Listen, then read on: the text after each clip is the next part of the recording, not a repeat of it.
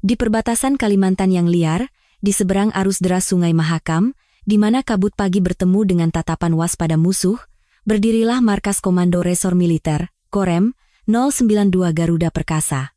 Di jantungnya, Resimen Infanteri ke-1, benteng terdepan bangsa, diselimuti oleh ketegangan yang dinginnya menusuk tulang, seolah berjalan di atas lapisan es tipis. Pukul 2 siang, di dalam ruang komandan resimen yang pengap, Letnan Kolonel Bambang Prakoso merebahkan tubuhnya di sofa kulit. Sambil mengunyah sebatang rokok kretek, matanya yang sayu namun tajam seperti ular menatap langit-langit. Meski hanya seorang komandan batalion, ia telah bertindak sebagai pejabat sementara komandan resimen selama sebulan setelah pensiunnya pendahulunya, memerintah layaknya seorang raja absolut di unit ini. Komandan, laporan dari pos penjagaan, suara kepala seksi operasi terdengar bergetar aneh. Kendaraan komandan resimen yang baru sudah tiba. Kepala seksi operasi membuka pintu dengan hati-hati, tetapi Bambang bahkan tidak menoleh, hanya mendengus dingin. Kalau sudah datang, ia akan masuk. Kenapa para cecunguk itu begitu heboh? Beliau tertahan di pos penjagaan utama. Izin masuk yang dikeluarkan markas besar tidak ditemukan di sistem komputer. Bambang terkekeh seraya menegakkan tubuhnya. Di matanya, berkilat kesenangan sadis seekor pemangsa yang mengincar mangsanya. Oh, itu. Aku yang menyuruh kepala seksi personalia untuk menunda pendaftaran komputernya sampai besok. Loh? Tapi ini kan hari pertama beliau bertugas. Orang ini terlalu lembek. Semangat prajuritnya di depan garis musuh hanya segitu saja. Katanya lulusan Kopassus, orang angkuh yang terbiasa naik helikopter dan terjun payung di pasukan khusus, biarkan saja dia menghirup debu pos penjagaan sebentar untuk menguji kesabarannya. Harus kita tunjukkan sedikit rasa kerasnya lapangan, kan? Bambang dipenuhi oleh rasa superioritas yang beracun sebagai lulusan akademi militer. Gagasan bahwa seorang perwira non-akmil, apalagi seorang wanita, berani datang untuk memimpin di atas kepalanya adalah sebuah penghinaan yang mengerikan. Ia berniat untuk mematahkan semangat wanita angkuh itu sejak awal dan membuatnya bertekuk lutut. Buatkan aku kopi. Bukan yang saset, tapi kopi tubruk asli yang wangi itu. Butuh waktu, kan? Biarkan saja dia kedinginan di luar sampai aroma kopi ini menyebar. Pada saat yang sama, di depan gerbang besi Korem yang kokoh, sebuah sedan hitam terdampar selama 10 menit. Prajurit 1 Kevin, sang pengemudi, merasakan keringat dingin mengalir di punggungnya saat ia melirik cemas ke kaca spion. Ibu Komandan, proses verifikasi di pos penjagaan tertunda. Mereka minta kita menunggu sebentar lagi. Dalam keheningan yang menyesakan, di kursi belakang, Kolonel Hana Wulandari duduk dengan tenang. Kolonel wanita termuda dalam sejarah TNI Angkatan Darat dan lulusan legendaris dari Komando Pasukan Khusus Kopassus. Hana menutup map dokumen di atas pangkuannya yang ramping dan menatap keluar jendela dengan mata yang dingin. Langit kelabu, bendera merah putih yang berkibar di dera angin sungai yang menusuk, dan tatapan bingung di mata para prajurit penjaga. Ini bukan sekadar kesalahan administrasi. Naluri hewannya memperingatkan. Ini bukan sambutan, melainkan deklarasi perang yang terang-terangan. Tanpa ragu, Hana membuka pintu mobil. Ibu Komandan, berbahaya jika turun. Kita belum masuk area markas. Teriakan panik pengemudi seolah tak terdengar. Ia melangkah keluar ke udara yang dingin. Celana seragamnya yang lurus sempurna, dan sepatu tempurnya yang mengilap menjejak aspal dengan mantap. Perlahan, ia melepaskan kacamata hitamnya, memperlihatkan tatapan matanya yang tajam dan dingin. Tok, tok, tok. Suara langkah kakinya yang teratur memecah keheningan pos penjagaan. Terintimidasi oleh auranya, para prajurit penjaga terkejut dan memperbaiki posisi senapan mereka sambil berteriak, "Berhenti!" Personel yang belum teridentifikasi dilarang mendekat. Hana berhenti tepat di depan barikade, di hadapan prajurit penjaga. Dengan tinggi badan lebih dari 170 cm dan karisma yang meluap, prajurit itu menelan ludah saat merasakan hembusan napas Hana. "Kamu komandan jaga di sini?" Suaranya rendah namun jernih dan dingin, seolah mengalir di sepanjang tulang punggung. Prajurit muda itu, seorang sersan 2, secara refleks menyebutkan nama dan pangkatnya. "Siap." Sersan 2 Budi Santoso. "Sersan Budi, apa isi prosedur tetap penjagaan pasal 3? Siap." "Jawab pertanyaanku." "Pasal 3.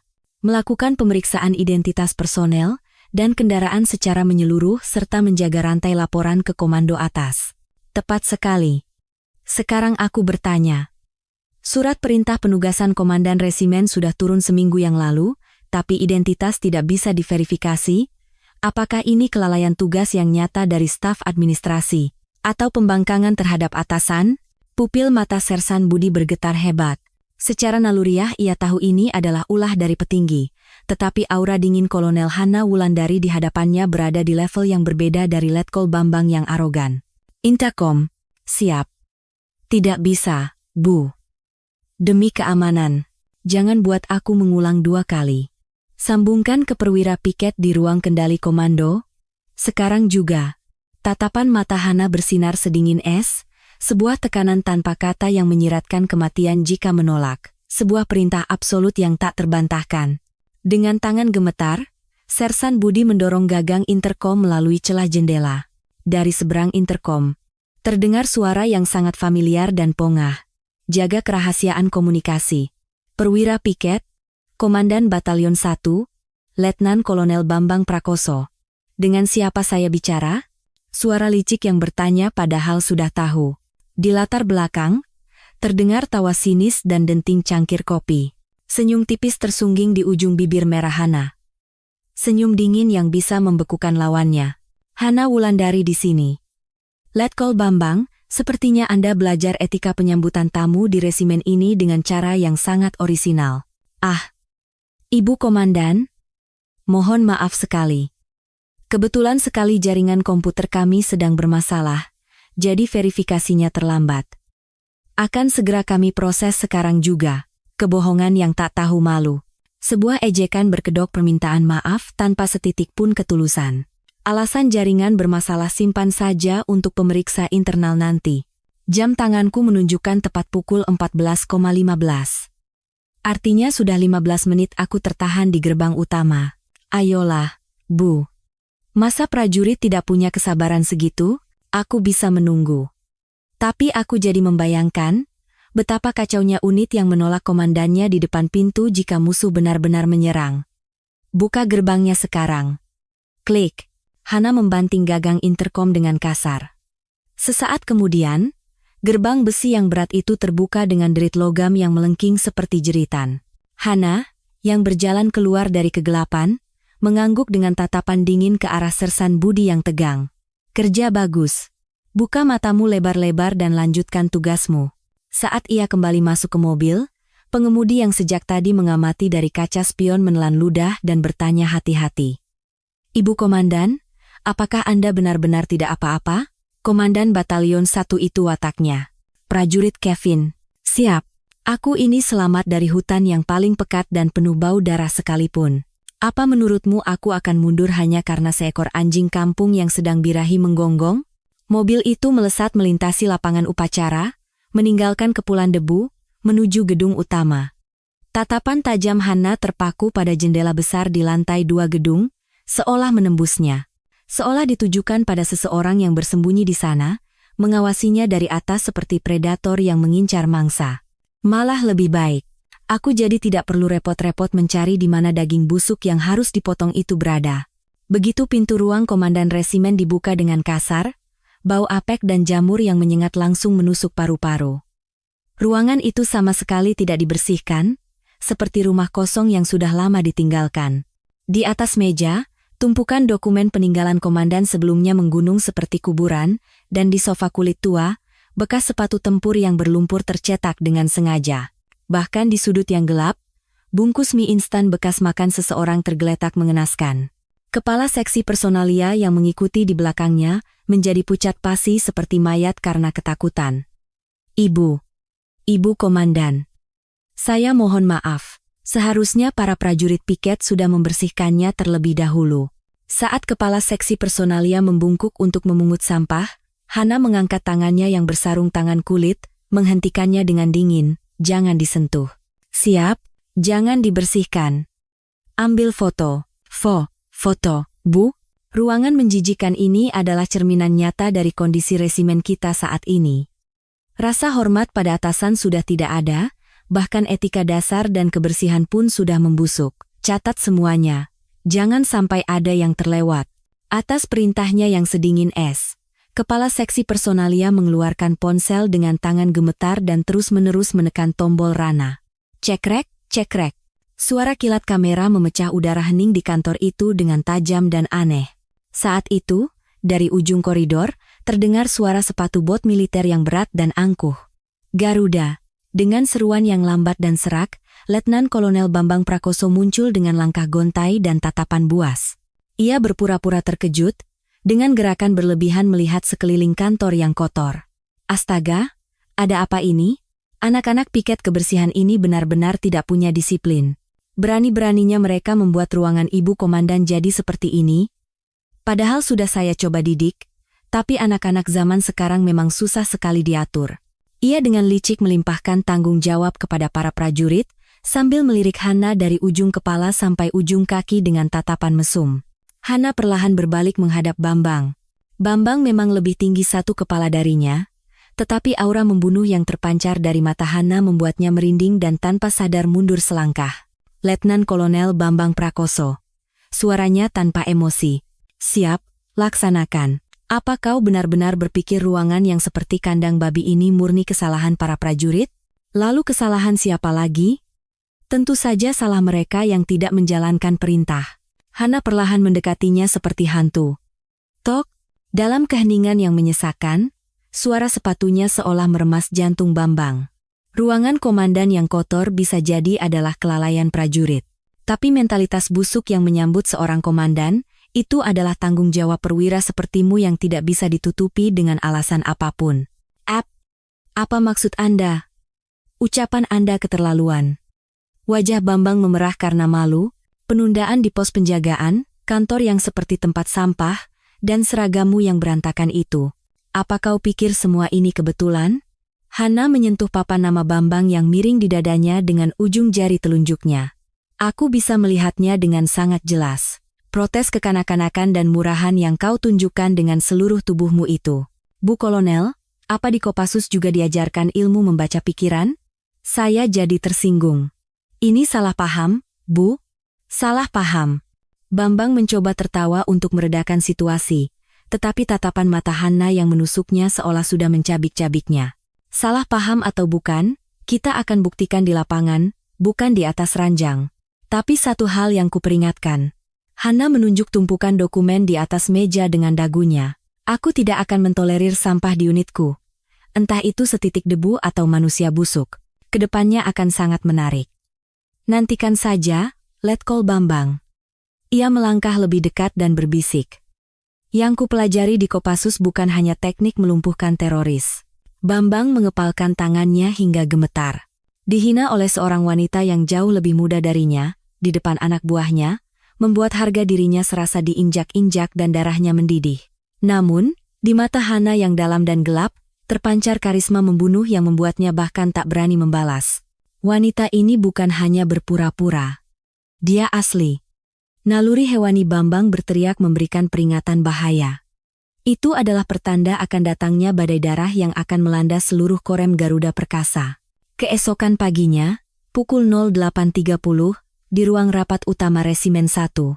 Waktu rapat staf harian, tetapi hari itu udara terasa sangat berat dan lembab, seolah menyesakkan napas. Para kepala seksi yang duduk di kursi mereka menahan napas seperti pesakitan, hanya saling melirik. Di kursi utama, Kolonel Hana Wulandari meninjau dokumen dengan ekspresi dingin. Di ujung pandangannya, ada satu kursi kosong yang mencolok. Kursi Komandan Batalion 1 yang bermasalah, Letnan Kolonel Bambang Prakoso. Ibu Komandan? Komandan Batalion 1 dalam perjalanan ke sini, tapi mendadak kendaraannya bermasalah jadi agak terlambat. Lapor Kepala Seksi Operasi dengan suara pelan. Keringat dingin mengalir di punggungnya. Hana menjawab dengan dingin tanpa mengalihkan pandangan dari dokumen. Dari rumah dinas di dalam kompleks ke gedung utama hanya 5 menit dengan mobil. Kalau mobilnya mogok, seharusnya dia merangkak ke sini agar tepat waktu. Dasar dari seorang prajurit adalah ketepatan waktu. Komandan macam apa yang tidak bisa menepati itu? Mohon maaf, Bu. Sebentar lagi beliau tiba. Kita tunggu. Semuanya diam dan tunggu. Dengan satu kalimat tajam itu, ruang rapat kembali membeku seperti padang es Siberia. Setelah 10 menit yang membosankan berlalu, pintu ruang rapat terbuka dengan kasar dan Bambang masuk. "Aduh, maaf terlambat. Mobil butut saya tidak mau menyala," katanya tanpa raut penyesalan sedikit pun, malah dengan senyum provokatif. Ia berjalan santai dan duduk dengan kasar seolah ingin menghancurkan kursinya. Kancing atas seragam tempurnya yang miring terbuka satu, memperlihatkan sedikit dadanya, dan dari mulutnya tercium bau rokok yang menjijikkan, mengotori udara ruang rapat. Hana menutup map dokumennya dengan keras. Dalam ketegangan yang terasa, ia memerintah dengan dingin. "Letkol Bambang, turunkan kakimu." Bambang, seolah menikmati tatapan tajamnya, perlahan menurunkan kakinya sambil tersenyum sinis. "Bu Kolonel, santai saja. Di sini ini garis depan yang keras. Kapan saja musuh bisa menyerang? Ini alam liar yang sesungguhnya. Tidak ada waktu untuk bersikap kaku seperti bunga di rumah kaca di markas belakang. Mari kita bersikap lebih fleksibel dan damai saja." Niatnya untuk meremehkan Hana yang lulusan pasukan khusus sangat jelas. Fleksibilitas? Menarik. Coba kita lihat wujud asli dari fleksibilitas yang panas itu. Tatapan dingin Hana menembus kepala seksi logistik. "Kepala seksi logistik, tampilkan datanya." Di dinding ruang rapat yang gelap, cahaya proyektor menampilkan angka-angka yang rumit. Bambang menguap lebar dengan bosan dan melirik. "Itu adalah buku catatan pengeluaran bahan makanan. Letkol Bambang, kudengar belakangan ini prajuritmu lebih memilih makanan beku di kantin daripada jatah ransum. Menurutmu apa sebabnya? Anak-anak zaman sekarang tergila-gila dengan makanan instan yang rasanya kuat. Sulit sekali memenuhi selera mereka yang rewel." Begitu. Tapi angka tidak pernah berbohong. Bulan lalu, jatah daging kambing untuk unitmu adalah 100 kilogram, tapi yang disajikan di piring prajurit hanya 60 kilogram. Bisakah kau jelaskan kemana perginya 40 kilogram yang hilang? Pupil mata Bambang sedikit bergetar. "Ah, itu kan ada penyusutan saat dimasak, dan kalau lemaknya dibuang juga berkurang banyak." Sepertinya Bu Kolonel belum terbiasa di dapur, hanya terbiasa memegang pena saja. "Penyusutan 40%? Apa juru masak di unitmu punya ilmu sihir mengubah daging menjadi asap?" Hana mendorong kursinya dan bangkit, berjalan di belakang Bambang dengan suara sepatunya yang khas. Aroma parfumnya tercium oleh Bambang. Yang lebih menarik adalah, di buku catatan rumah dinasmu tidak ada riwayat pembelian daging. Tapi ada kesaksian bahwa malam itu tercium bau daging panggang yang gurih dan ada pesta miras di kamarmu. Pesta yang sangat rahasia dan mewah.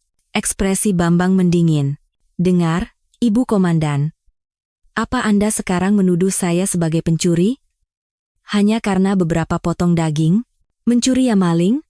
Menyembunyikan ya kriminal. Apa sebutannya penting? Faktanya adalah, protein yang seharusnya dimakan oleh anak-anakku yang berharga malah mengisi perut serakahmu itu." Hana menekan bahu Bambang pelan. Tekanan berat dari ujung jarinya membuat tubuh Bambang tersentak. "Jika fleksibilitas garis depan yang kau banggakan itu artinya merampas jatah makan prajurit yang kelaparan untuk mengisi perut para perwira, maka akan kuhancurkan praktik busuk itu sampai ke akarnya. Bukti? Apa Anda mempercayai omong kosong dari bawahan? Kalau dicari pasti ketemu." Kepala seksi logistik, segera periksa seluruh buku catatan setahun terakhir dan letakkan di mejaku. "Jika ada satu angka saja yang salah, kau akan kupecat, cari dengan mempertaruhkan seragammu." Atas perintah yang tajam itu, kepala seksi logistik menunduk gemetar. "Siap. Laksanakan." Hana menatap Bambang dengan dingin dan memberikan pukulan telak. "Dan Letkol Bambang, mulai hari ini, jatah makanmu adalah jatah makan prajurit Batalion 1.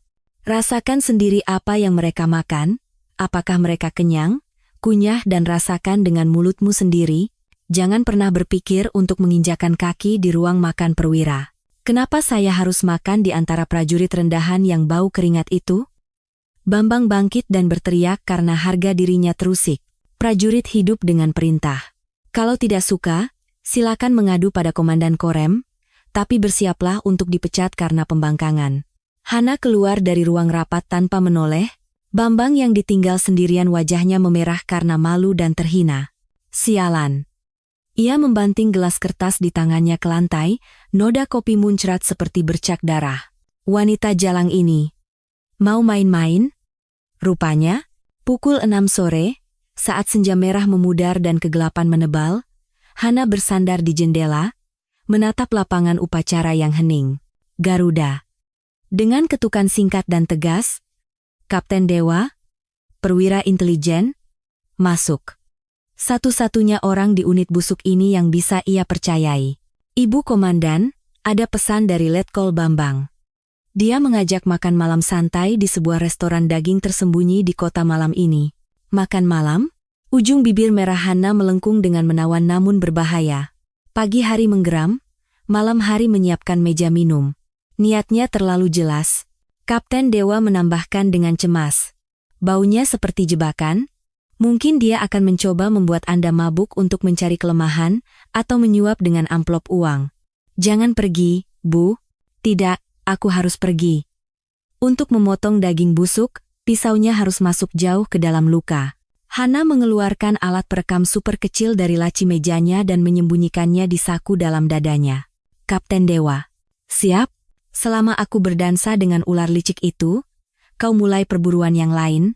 Siap laksanakan, perintahkan. Malam ini, geledah kantor Komandan Batalion 1. Ruangan Bambang, Bu? Benar. Orang yang penuh curiga seperti dia tidak akan mempercayakan buku catatan yang berisi tali lehernya pada orang lain. Pasti disembunyikan di brankas atau ruang rahasia di balik dinding kantornya. Waktu dia mabuk oleh kecantikanku dan minuman keras adalah satu-satunya kesempatan. Kau kan mantan penyidik polisi militer, membuka pintu terkunci pasti mudah bagimu. Mata Kapten Dewa berbinar seperti pemangsa yang mengincar mangsanya. Tentu saja, Bu. Tangan saya sudah gatal ingin menggeledah sendiri ruangan suram itu. Pukul 19.30, di sebuah restoran mewah di kota Samarinda. Wajah Bambang sudah memerah karena pengaruh alkohol. Saat itu, Hana masuk, mengenakan pakaian sipil yang elegan, bukan seragam. Bambang menyambutnya dengan berlebihan, merentangkan tangannya.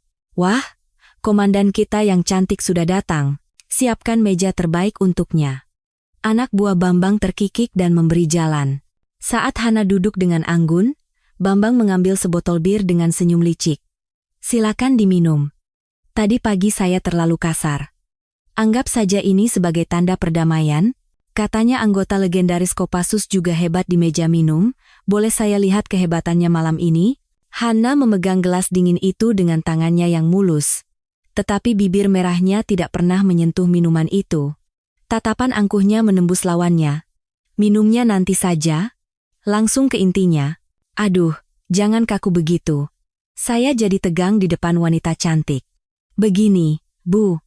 Mari kita bekerja sama dengan lebih luas dan fleksibel.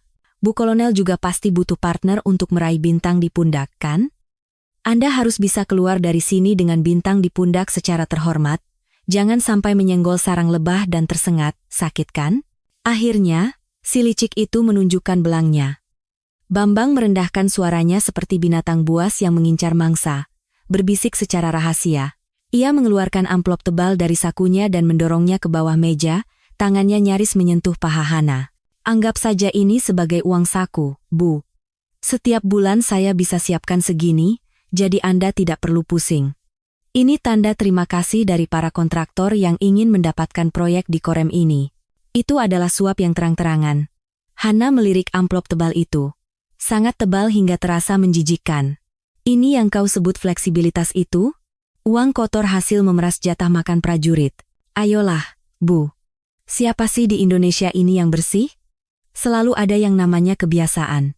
Bu Kolonel terima saja ini dengan baik, dan masalah audit bahan makanan yang memusingkan itu kita anggap saja rahasia kita berdua. Hana merasakan getaran dari alat perekam di saku dalamnya saat ia perlahan mengambil amplop itu. Mata Bambang berkilat dengan nafsu dan keserakahan saat melihatnya. Namun, alih-alih memasukkannya ke dalam saku, Hana membuat gerakan seolah akan melemparkannya ke atas panggangan panas. Sebelum akhirnya membantingnya dengan keras di atas meja. Letkol Bambang, kau salah memilih wanita. Hah? Yang kubutuhkan bukan kertas tak berharga seperti ini. Tapi lehermu. Saat itu, ponsel Hana bergetar seperti detak jantung. Pesan penting dari Kapten Dewa. Brankas rahasia ditemukan. Buku catatan ganda dan rekening atas nama lain berhasil diamankan. Misi berhasil, kembali ke markas. Hana bangkit dari kursinya tanpa ragu. Bambang yang terkejut bertanya dengan panik, "Lo, mau kemana? Pembicaraan panas kita belum selesai." Hana menatap Bambang dengan tatapan sedingin es. "Pembicaraan sudah selesai, kau baru saja mengaku dengan sempurna.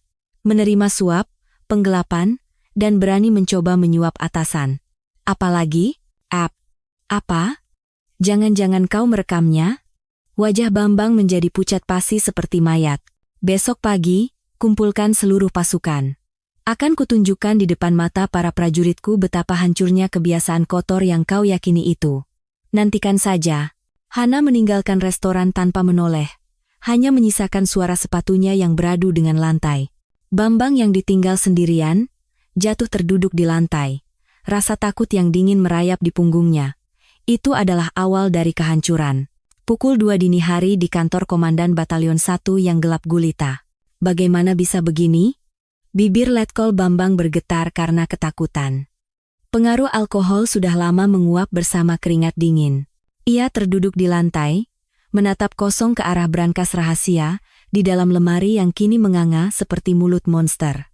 Tempat itu adalah wilayah sucinya yang paling rahasia, tak seorang pun bisa menyentuhnya. Buku catatan ganda yang berisi rincian uang haram hasil penggelapannya selama 2 tahun. Buku tabungan atas nama lain yang digunakan untuk mencuci uang suap dari para kontraktor. Dan buku catatan kecil berisi daftar setoran kepada para petinggi. Kotak Pandora yang bisa menjerumuskan kehidupan militernya, bahkan seluruh hidupnya, ke neraka telah lenyap tanpa jejak. Siapa? Bajingan gila mana? Pintu dan jendela terkunci sempurna, jejak penyusupan pun tidak ada, seolah hantu yang melakukannya. Ini jelas pekerjaan seorang profesional yang sangat terlatih. Seketika, senyum menawan namun mengerikan Hana di restoran tadi melintas di benaknya. Pembicaraan sudah selesai. Kau baru saja mengaku. Jangan-jangan wanita itu. Bambang menenangkan tangannya yang gemetar ketakutan dan meraih ponselnya. Nomor panggilan cepat 1. Orang kuat di markas Kodam, asisten personalia, Letnan Kolonel Heru Santoso. Teman seangkatannya di Akmil, dan orang yang selama ini membereskan semua urusan kotornya. Nada sambung terdengar panjang seperti keabadian. Tut, ayolah, angkat. Heru. Setelah penantian yang menyesakan, akhirnya terdengar suara serak. Halo, Bambang? Kau sudah gila? Jam berapa ini kau menelepon? Heru, aku benar-benar dalam masalah besar. Tolong aku, Heru. Bambang menjerit seperti binatang yang terpojok di tepi jurang. Di seberang telepon, suara Heru langsung terdengar waspada. Ada apa? Kenapa suaramu begitu? Apa ada yang salah? Buku catatan rahasiaku hilang. Seluruh dana gelap yang kukumpulkan seumur hidup dan daftar setoran untukmu. Maksudku, untuk para petinggi, semuanya lenyap. Apa? Bajingan gila. Bagaimana bisa kau ceroboh menjaga barang sepenting itu sampai kecolongan? Pasti komandan resimen baru itu. Si jalang licik Kolonel Hana itu yang mencurinya. Dia menjebakku dengan ajakan makan malam, lalu mengirim pencuri profesional untuk menggeledah kantorku. Heru, kita kan teman. Tolong bicara baik-baik dengan Pangdam. Wanita ini lulusan Kopassus. Dia bukan lawan sembarangan. Sangat berbahaya. Kalau dia melapor ke tim pemeriksa, kau dan aku, kita semua mati. Keheningan yang menyesakan menyelimuti seberang telepon. Bambang menggigiti kukunya hingga berdarah karena sangat cemas. Beberapa saat kemudian, suara Heru terdengar sedingin es. Bambang. Ya? Katakan. Ada jalan keluarnya. Kan? Kau punya bukti? Bukti apa? Bukti fisik bahwa komandan resimenmu yang menggeledah brankasmu. Apa kau punya rekaman CCTV? Tidak, sialan. Tentu saja tidak ada kamera di ruang rahasiaku. Tapi dari situasinya, jelas sekali itu perbuatannya. Dengar, dasar bodoh. Tanpa bukti kau mau menuduh seorang komandan resimen sebagai pencuri? Dan kenapa kau menyebut-nyebut namaku? Kau mau menyeretku mati bersamamu? Heru, kita kan bukan orang lain. Berapa banyak uang yang sudah kuberikan padamu selama ini, kali ini saja, Kalau kau bisa menolongku kali ini, aku akan membalas budimu seumur hidup. Kumohon, tutup teleponnya. Dan jangan hubungi aku untuk sementara waktu. Jangan bertindak bodoh. Biar aku yang tangani dari sini. Jika namaku sampai bocor satu huruf pun, aku yang akan membunuhmu lebih dulu sebelum wanita itu. Tuk. Nada putus yang dingin seolah merobek gendang telinganya. Bambang menjatuhkan ponselnya yang panas ke lantai dengan lemas. Satu-satunya harapan, teman seangkatannya, bahkan telah meninggalkannya. Keterasingan total yang membuatnya berkeringat dingin. Rasa takut yang merayap seketika berubah menjadi amarah yang membara. Ia meraih pemberat kertas di mejanya dan melemparkannya hingga kaca jendela pecah. Grah. Hanna. Akang kujabik-cabik kau. Ia terengah-engah, dengan tangan gemetar meraih interkom dan memanggil perwira jaga dengan kasar. Hei, perwira jaga. Kumpulkan semua komandan kompi sekarang juga, sedang tidur atau apapun, seret mereka ke sini. Kuberi waktu 5 menit. Suruh mereka lari ke ruanganku. Sesaat kemudian, 4 komandan kompi dengan pakaian acak-acakan berlari tergesa-gesa ke kantor komandan batalion. Mereka membeku di tempat saat melihat pecahan kaca tajam yang berserakan di lantai dan Bambang yang matanya merah seperti binatang buas. Anda memanggil kami, komandan? Kalian? Apa kalian lihat ada tikus yang berkeliaran di sekitar kantorku malam ini? Siapa saja? Apa kalian tidak lihat orang yang mencurigakan? Bambang berteriak sekuat tenaga. Komandan Kompi 1 menelan ludah dan angkat bicara. Tidak melihat, komandan. Kami berada di barak setelah jam kerja, dan petugas jaga juga tidak melaporkan hal aneh. Dasar kalian tidak berguna. Untuk apa mata busuk kalian itu? Bambang mencengkeram kerah baju komandan Kompi 1 dan mengguncangnya. Napasnya yang panas seperti binatang buas yang kehilangan akal. Kau, sekarang juga turun ke ruang administrasi dan kumpulkan semua data cuti setahun terakhir. Panggil juga perwira logistik dan suruh dia membuat ulang buku catatan pengeluaran bahan makanan. Jika ada satu angka saja yang meleset, kalian semua akan kujebloskan ke sel, tapi... Komandan, sekarang jam 3 pagi. Untuk memanipulasi, maksud saya, mencocokkan kembali catatannya butuh waktu. Kerjakan saja perintahku. Selesaikan sampai fajar menyingsing dengan sempurna. Jika saat audit resimen nanti ada yang ketahuan, kalian semua yang akan jadi kambing hitam dan dipecat. Mengerti? Para komandan kompi akhirnya merasakan dingin di punggung mereka, menyadari betapa seriusnya situasi ini. Mereka menduga komandan batalion mereka telah melakukan kesalahan besar atau kelemahannya yang fatal telah terbongkar. Namun, mereka tidak punya nyali untuk menentang perintah Bambang yang memegang nasib karier dan promosi mereka. Siap. Laksanakan. Para komandan kompi bergegas keluar seolah melarikan diri dari sarang singa. Bambang yang ditinggal sendirian, menggigit bibirnya dengan cemas, sambil menatap keluar jendela. Jauh di kegelapan, hanya cahaya dari ruang komandan resimen yang menyala terang. Cahaya dingin itu terasa seperti lampu sorot yang mengawasinya, membuatnya merinding. Benar. Jika tidak ada bukti, aku bisa memalsukannya. Aku sudah bertahan di lingkungan ini selama 10 tahun. Apa aku akan kalah oleh batu kerikil yang baru datang? Dengan tangan gemetar, ia mengeluarkan tumpukan dokumen usang dari laci terdalam. Catatan pelanggaran disiplin ringan para prajurit dan laporan kesalahan-kesalahan para perwira. Ia berencana untuk merangkai semua ini secara licik untuk membalikkan keadaan dan menuduh Hana telah menyalahgunakan wewenangnya. Tanpa ia sadari, perbuatannya itu justru menggali kuburnya sendiri semakin dalam. Pada saat yang sama, di ruang komandan resimen yang hening, Hana membolak-balik halaman buku catatan ganda yang dibawa oleh Kapten Dewa dengan tangannya yang anggun. Matanya yang menelusuri dokumen itu begitu tenang, seolah tanpa emosi. Jauh lebih bau dan kotor dari yang kuduga. Atas ucapan pelan Hana, Kapten Dewa melaporkan sambil menahan amarah. Benar, Bu. Ada catatan penerimaan uang haram sebesar 30 juta rupiah setiap bulan dari pemasok bahan makanan, penggelapan dana perbaikan fasilitas sebesar 200 juta rupiah yang dihamburkan untuk hiburan malam, bahkan ada bukti ia menjual bantal pemanas dan perlengkapan anti dingin yang menjadi nyawa para prajurit saat latihan musim dingin tahun lalu ke toko perlengkapan militer. Perilaku menjijikan yang telah menjual kehormatan prajurit, bahkan hati nurani sebagai manusia. Hana menyalakan perekam dengan jarinya yang lentik.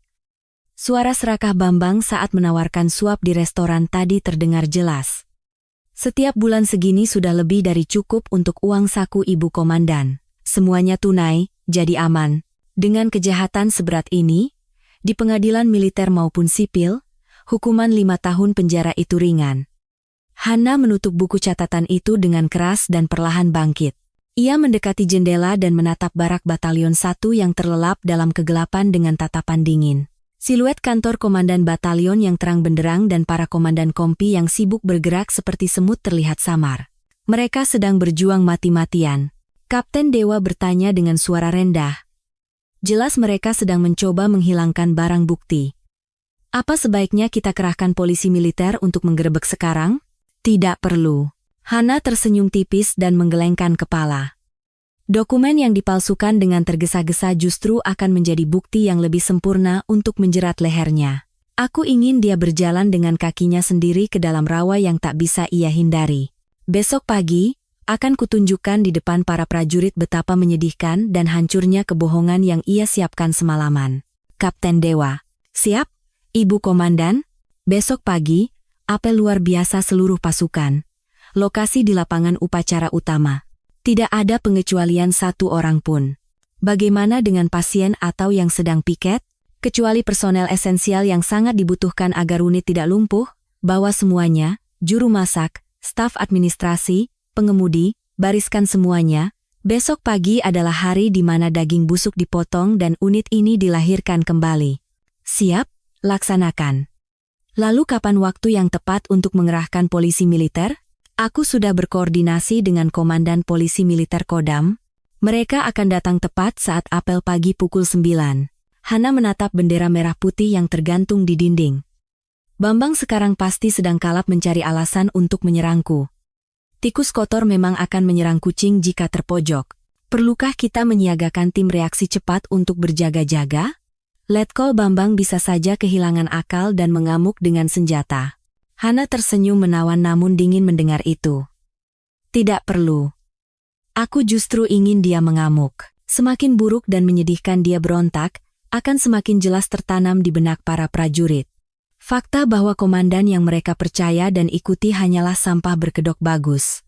Hana perlahan menggenggam tongkat komando kulit yang licin di atas meja. Sensasi dingin dan berat yang merambat di ujung jarinya terasa seperti getaran yang menyenangkan. Besok, akan ada pertunjukan kehancuran yang sempurna. Tirai dari drama balas dendam yang mendebarkan ini, yang kutulis, sutradarai, dan bintangi sendiri, perlahan akan terbuka. Udara fajar terasa dingin menusuk kulit, namun langit membara dengan warna merah kehitaman. Seolah api penyucian yang akan membakar semua nafsu busuk menjadi abu. Warna merah yang sensual, pukul 7 tepat, tiupan trompet pagi memecah keheningan, tetapi ada ketegangan aneh di udara. Tak lama kemudian, siaran panggilan darurat yang tajam dari pengeras suara mengguncang seluruh kompleks. Panggilan, panggilan, saat ini juga, seluruh prajurit dengan perlengkapan perorangan lengkap segera berkumpul di lapangan upacara utama. Diulangi, seluruhnya berkumpul. Wajah para prajurit yang keluar dari barak dipenuhi kejengkelan dan kebingungan. Astaga, ada apa ini? Apel pagi-pagi buta. Apa mau perang? Pasti komandan baru mau pamer kekuatan. Sialan, para prajurit berjalan ke lapangan upacara sambil mengumpat. Namun, pemandangan yang menyambut mereka membuat napas mereka tercekat. Di tengah mimbar, Kolonel Hana Wulandari berdiri dengan seragam upacara yang sempurna. Di belakangnya, para staf berbaris, dan di sampingnya, Letnan Kolonel Bambang Prakoso berdiri dengan goyah. Wajahnya pucat pasi. Penampilan Bambang sangat menyedihkan. Matanya yang merah karena tidak tidur semalaman terlihat kosong, dan bibirnya yang kering menunjukkan kecemasan yang jelas. Ia melirik wajah samping Hana yang mulus, tetapi Hana hanya menatap lurus ke depan seperti patung dingin. Apa dia sudah menyerahkan buku catatannya? Atau dia hanya sedang menikmati menyiksaku? Bambang berusaha menenangkan jantungnya yang berdebar kencang. Ia telah menyuruh anak buahnya untuk mencocokkan angka-angka di buku catatan semalaman.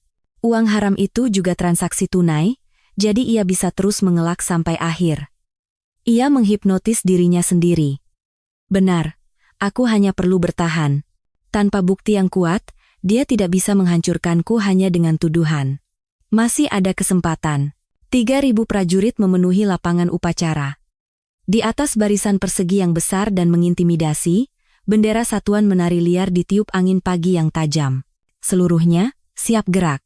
Atas teriakan komandan upacara, 3.000 pasang sepatu bot serentak menghentak tanah. Brak! Suara gemuruh membelah udara, bergema berat di lapangan upacara. Kepada komandan resimen, hormat gerak. Garuda! Teriakan kasar para prajurit membelah angkasa. Hana perlahan mengangkat tangannya untuk memberi hormat dengan gerakan yang anggun dan tegas. Suaranya melalui mikrofon menguasai udara dingin di lapangan upacara. Suara yang rendah namun memiliki daya tarik aneh yang menembus gendang telinga. Prajurit Korem Garuda Perkasa. Selamat pagi. Saya komandan resimen yang baru, Kolonel Hana Wulandari. Ia terdiam sejenak, mengalihkan pandangannya perlahan seolah menatap mata setiap prajurit satu persatu. Saya tidak berdiri di mimbar ini untuk memberikan pidato pelantikan yang membosankan. Saya di sini untuk meminta maaf dengan tulus kepada kalian. Minta maaf? Barisan menjadi bergejolak. Ini bukan ceramah atau arahan klise yang biasa diucapkan komandan baru. Kata minta maaf adalah sebuah kejutan baru. Selama 2 tahun terakhir, kalian pasti kelaparan. Gemetar dalam dingin yang menusuk tulang, dan menggeretakkan gigi dalam kemarahan terhadap ketidakadilan yang busuk. Gemuruh itu seketika hilang. Ribuan pasang mata terpaku pada bibir merahnya. Karena hak kalian yang dijamin oleh negara telah dibuang ke selokan oleh nafsu kotor seseorang.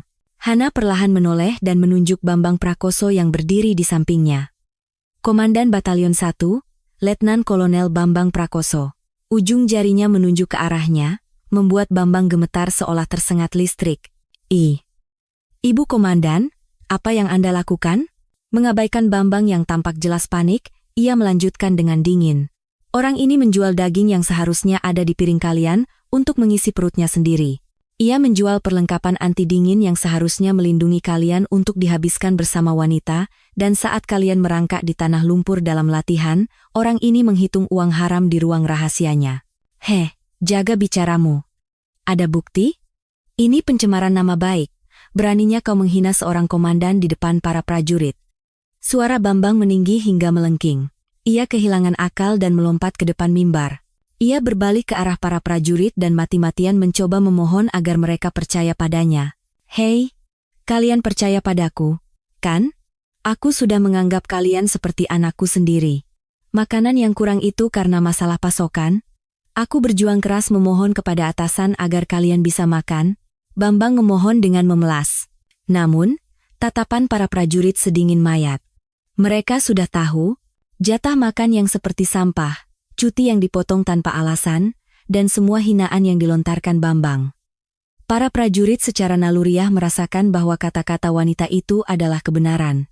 Hana menatap Bambang yang mengamuk seperti predator yang melihat mangsanya, tanpa berkedip. Kehormatan?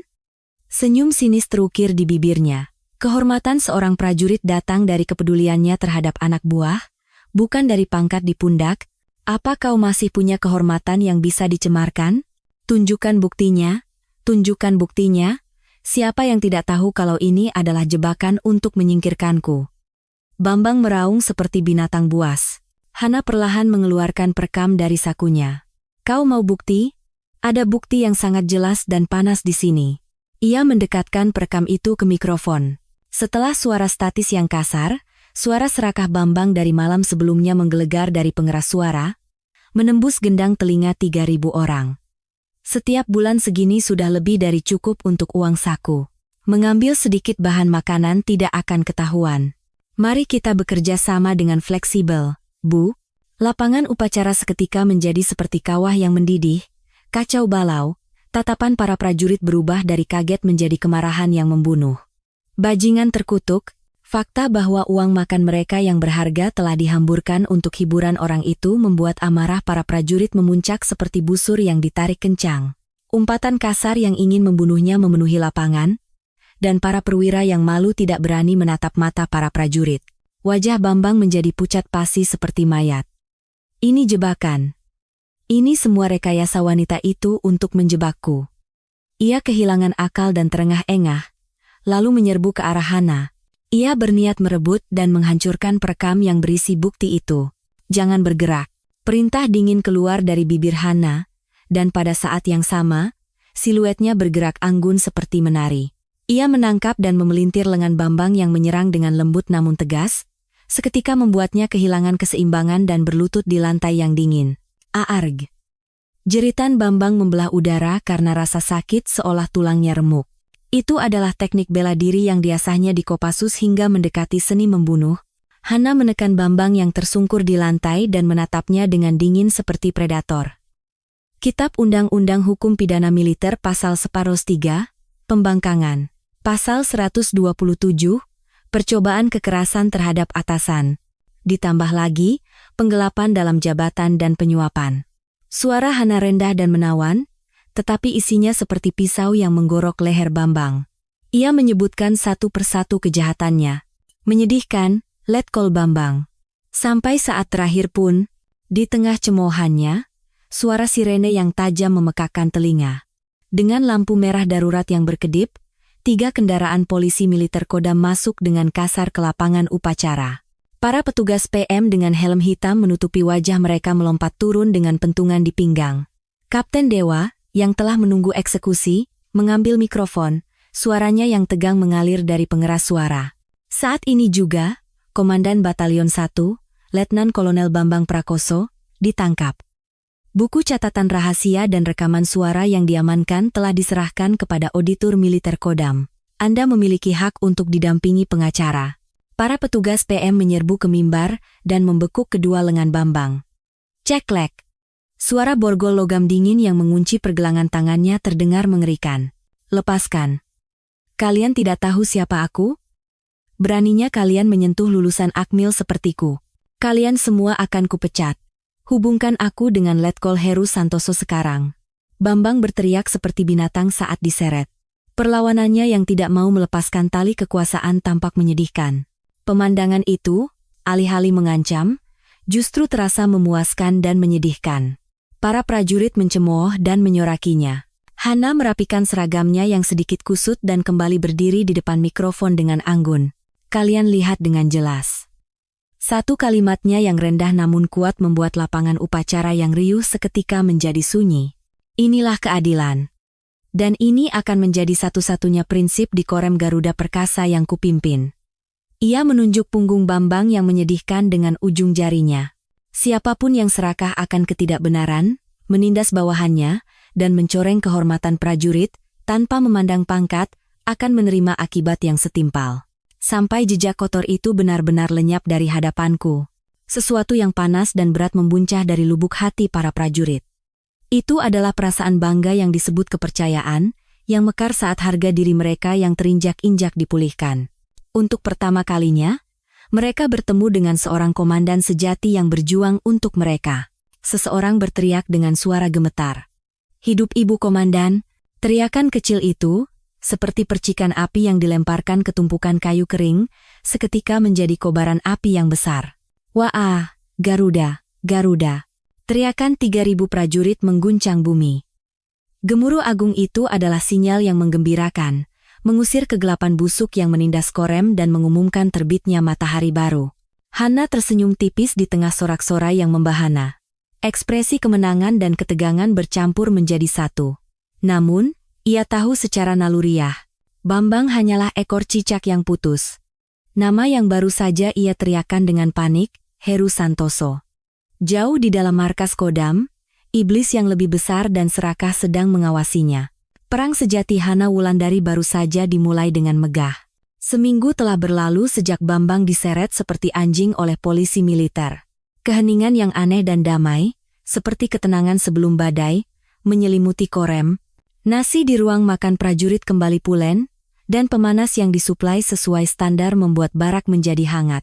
Para prajurit kembali bersemangat, mengatakan bahwa tempat ini akhirnya terasa seperti tempat tinggal manusia, tetapi ekspresi Hana tetap saja dingin.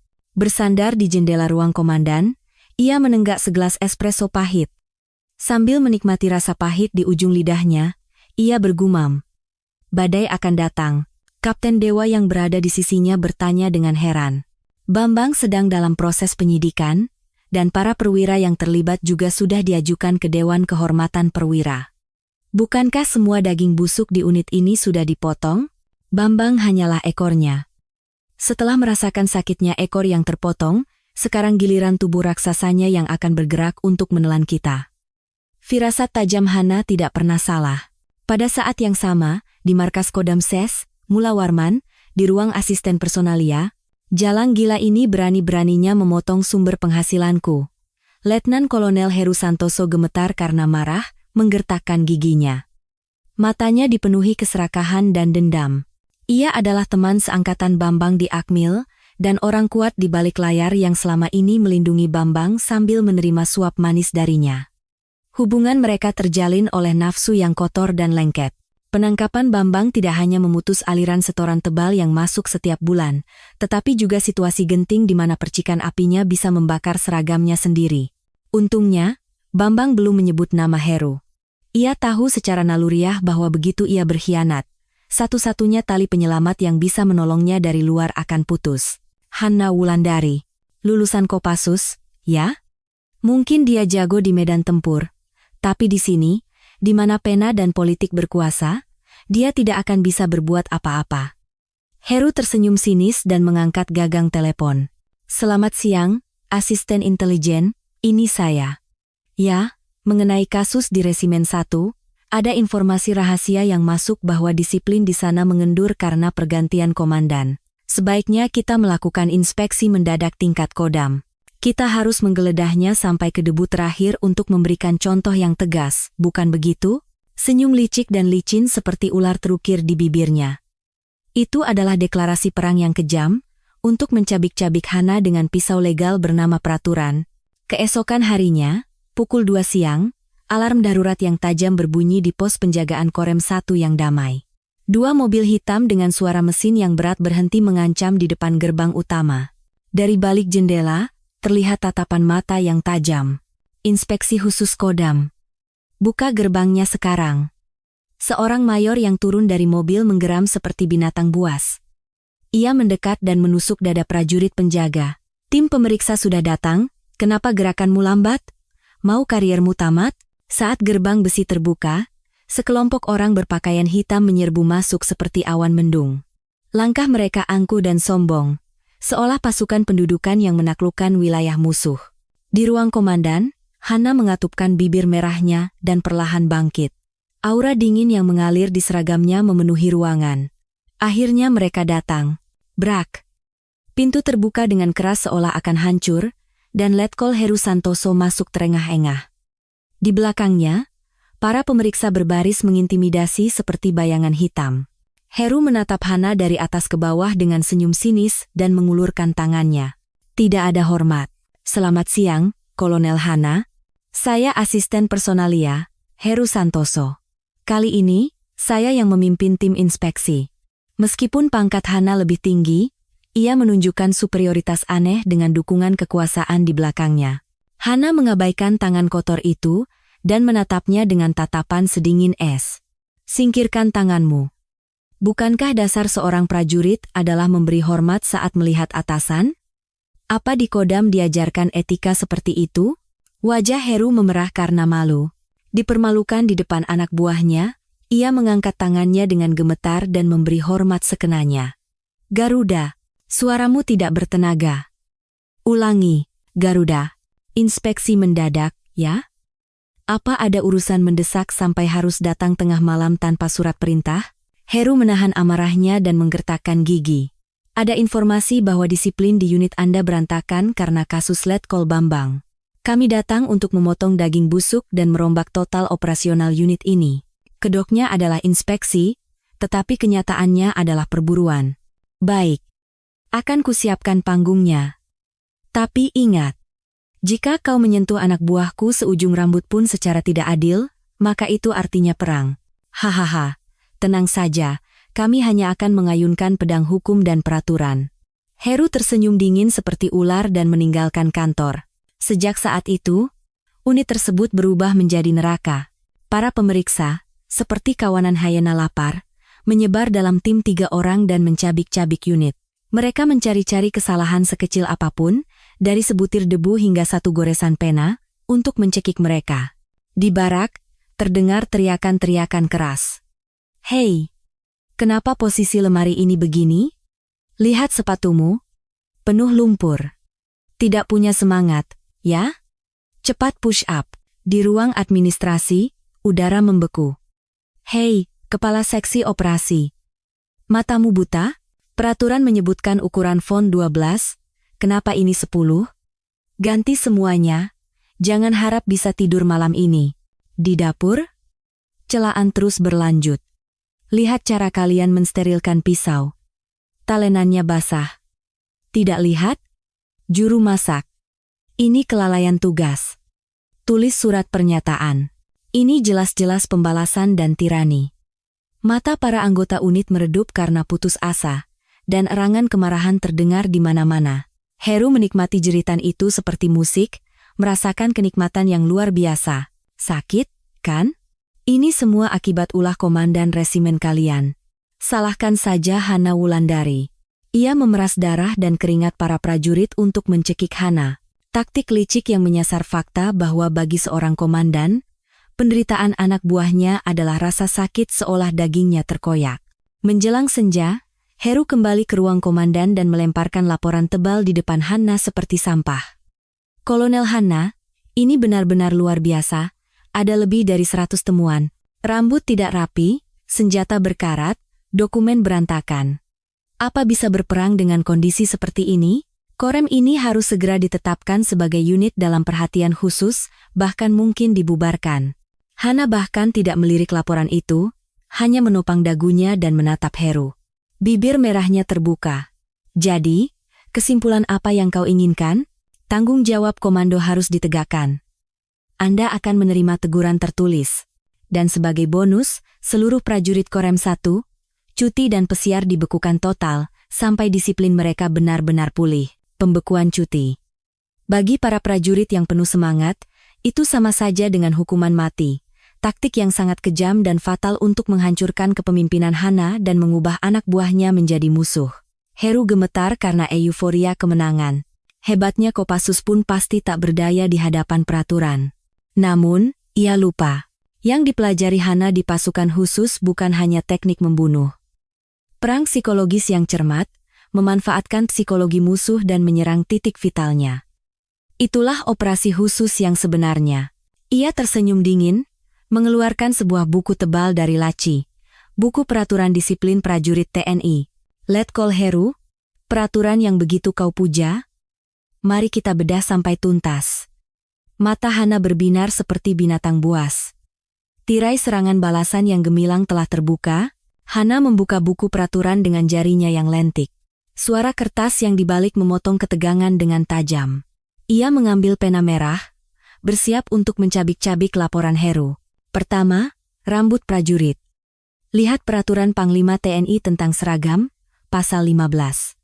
Di daerah operasi dan pulau terpencil, diizinkan model rambut cepak atas kebijakan komandan satuan. Tertulis dengan sangat jelas. Kau bisa membaca, kan? Ia mengangkat kepalanya dan menatap Heru.